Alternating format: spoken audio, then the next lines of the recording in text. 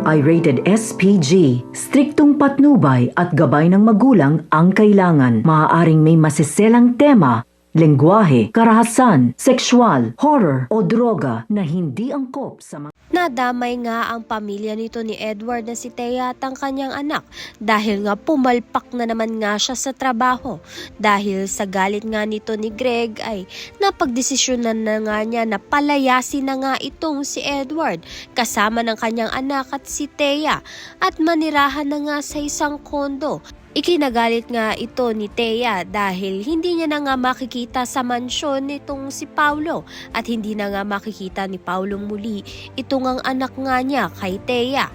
Agad pa rin ngang inaakit ni Thea itong ang si Paulo na para bang hindi niya nga asawa itong si Edward. Samantalang wala namang ngang kaalam-alam itong si Marge sa nangyayari na nagloko na pala ang kanyang asawa na si Paulo at hindi niya nga sinasabi ito.